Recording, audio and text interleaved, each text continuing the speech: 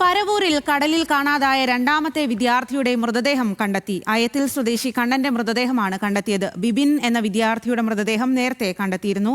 ഷമീർ അബ്ദുള്ളാണ് കൂടുതൽ വിവരങ്ങളുമായി ചേരുന്നത്. ഷമീർ, അതിദാരുണമായിട്ടുള്ള സംഭവം, 2 വിദ്യാർത്ഥികളുടെയും ജീവൻ നഷ്ടമായി എന്നുള്ളത്.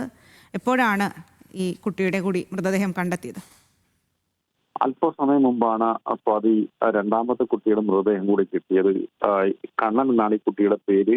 കഴിഞ്ഞ ദിവസം ഉച്ചയ്ക്കായിരുന്നു ഇവർ 5 പേരടങ്ങുന്ന സംഘം പരവൂർ പൊഴിക്കരയിൽ കുളിക്കാനിറങ്ങിയത്. അതിൽ 3 പേരെ മത്സ്യത്തൊഴിലാളികൾ രക്ഷപ്പെടുത്തുകയും ഇവർ 2 പേരെയും കാണാതാവുകയുമായിരുന്നു. എന്നാൽ ആദ്യഘട്ടത്തിൽ ഇന്ന് രാവിലെ നടത്തിയ തെരച്ചിലാണ് ബിബിന്റെ മൃതദേഹം കണ്ടെത്തിയത്. അതിനുശേഷം ഇപ്പോൾ തുടർച്ചയായി നടത്തിയ തെരച്ചിലാണ് കണ്ണന്റെ മൃതദേഹം കൂടി മറൈൻ എൻഫോഴ്സ്മെന്റ് സ്ക്വാഡിന് ലഭിച്ചത്. എന്തായാലും ഇൻക്വസ്റ്റ് നടപടികൾ പൂർത്തിയാക്കിയ ശേഷം മൃതദേഹങ്ങൾ പാരിപ്പള്ളി മെഡിക്കൽ കോളേജിലേക്ക് മാറ്റും. അവിടെയാണ് പോസ്റ്റ്മോർട്ടം നടപടികൾ സ്വീകരിക്കുന്നത്.